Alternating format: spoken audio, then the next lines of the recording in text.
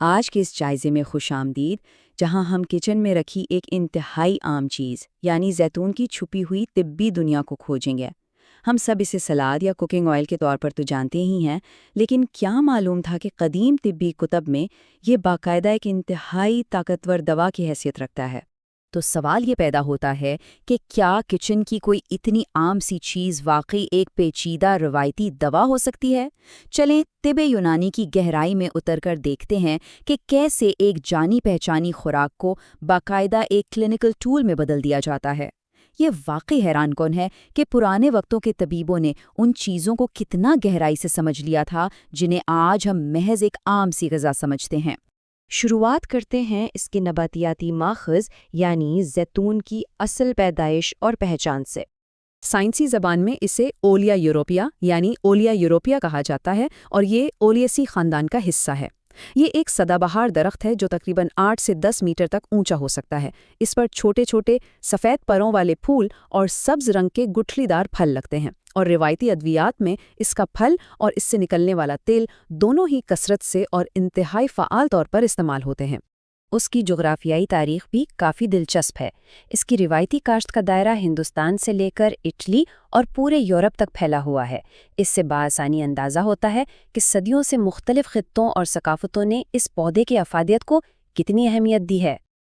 اب ذرا آگے پڑھتے ہیں اور اس کے مزاج اور بنیادی افعال پر نظر ڈالتے ہیں کہ یہ جسم میں جا کر کام کیسے کرتا ہے۔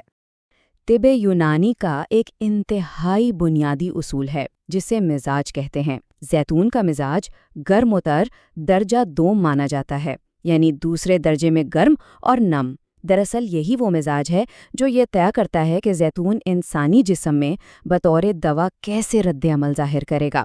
یہ واقعی ایک بہت ہی اہم نقطہ ہے۔ اور اسی مزاج کی بدولت اس کے کچھ خاص افعال سامنے آتے ہیں۔ یہاں ہم دیکھ سکتے ہیں کہ مخصوص یونانی اصطلاحات کتنے طاقتور طبی افعال بیان کر رہی ہیں۔ مثلا یہ ایک محلل اور مسکن ہے، یعنی درد اور سوجن کو کم کرنے والا ہے۔ پھر یہ مقوی بدن ہے جو جسم کو طاقت بخشتا ہے۔ اور سب سے کمال کی بات یہ مفتت حسات مرارہ ہے، جس کا سیدھا سا مطلب ہے کہ یہ پتے کی پتھریوں کو توڑنے یا ان کی رکاوٹ دور کرنے کی صلاحیت رکھتا ہے۔ یہ کوئی عام غذائی فائدہ نہیں بلکہ ایک مکمل اور باقاعدہ میڈیکل ایکشن ہے۔ ان شاندار افعال کو سمجھنے کے بعد اب ہم اس کے روایتی طبی استعمال اور علاج کی طرف آتے ہیں۔ مخصوص بیماریوں پر بات کرنے سے پہلے اس کا نفع خاص یا سب سے بڑا اور بنیادی فائدہ جاننا بہت ضروری ہے، اور وہ یہ ہے کہ زیتون ایک بہترین مقوی اعصاب ہے۔ یہ اعصابی نظام کو مضبوط کرتا ہے، اور ہم سب بخوبی جانتے ہیں کہ ایک مضبوط اعصابی نظام ہی مجموعی انسانی صحت کی اصل بنیاد ہوتا ہے۔ اب ذرا اس حیرت انگیز فہرست پر غور کریں۔ یہ محض سلاد میں ڈالنے والی چیز نہیں رہی، بلکہ طب یونانی میں اسے اعضاء کے درد یعنی درد اعضاء، فالج جیسے شدید اعصابی مسائل، وجع المفاصل یعنی جوڑوں کے درد، ارک النساء جسے عام طور پر شیاٹیکا کہا جاتا ہے، اور یہاں تک کہ حسات القبض یعنی جگر کی پتھریوں کے علاج کے لیے بھی تجویز کیا گیا ہے۔ یہ فہرست اس کی وسیع طبی صلاحیتوں کا ایک زبردست ثبوت ہے۔ اور یہاں روایتی طریقہ علاج کے مہارت عروج پر نظر آتی ہے۔ ان تمام پیچیدہ اور سنگین بیماریوں کے لیے جو کلینکل ڈوز یا مقدار خوراک بتائی گئی ہے وہ محض زیتون کے 2 دانے ہیں۔ جی ہاں، صرف 2 عدد۔ اس سے ثابت ہوتا ہے کہ یہ پھل قدرتی طور پر کتنی مرکز اور طاقتور دوا کے طور پر کام کرتا ہے۔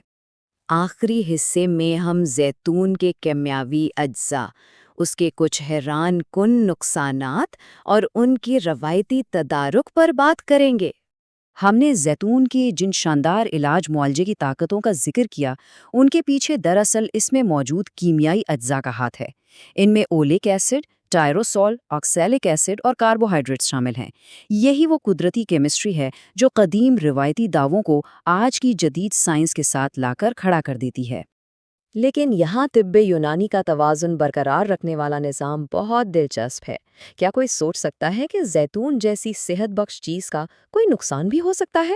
روایتی طور پر یہ مانا جاتا ہے کہ اس کا ایک مضر پہلو بھی ہے، اور وہ ہے مضعف بصارت، یعنی یہ بینائی کو تھوڑا کمزور کر سکتا ہے۔ لیکن اس نظام کی خوبصورتی اس کے مصلح یعنی درستی کرنے والے پہلو میں ہے۔ ماہرین نے اس اثر کو مکمل طور پر ختم کرنے کے لیے زیتون کو دودھ یا شہد کے ساتھ استعمال کرنے کا طریقہ وضع کیا ہے نا حیران کن؟ اور بالفرض اگر علاج کے لیے زیتون دستیاب نہ ہو تو اس کے بدل یا متبادل کے طور پر ایک پودا جسے بلسان کہتے ہیں استعمال کیا جا سکتا ہے۔ باقی جہاں تک اس سے بنے مشہور طبی مرکبات کی بات ہے تو اس میں سب سے نمایاں روغن زیتون ہے، جو کہ بنیادی طور پر زیتون کا خالص تیل ہی ہے۔ اس سارے تفصیلی جائزے کے بعد ایک بڑا ہی دلچسپ اور حیران کن سوال ذہن میں ابھرتا ہے۔ اگر ایک عام سا زیتون طبی لحاظ سے اتنا پیچیدہ، منظم اور اتنے گہرے اثرات رکھنے والی دوا ہو سکتا ہے، تو ہمارے کچن میں روزمرہ استعمال ہونے والی چیزوں میں مزید کون سے قدیم اور طاقتور طبی راز چھپے ہو سکتے ہیں؟ یہ ایک ایسا سوال ہے جو ہمیں اپنے ارد گرد موجود قدرتی خزانوں کو ایک نئی نظر سے دیکھنے پر مجبور کر دیتا ہے۔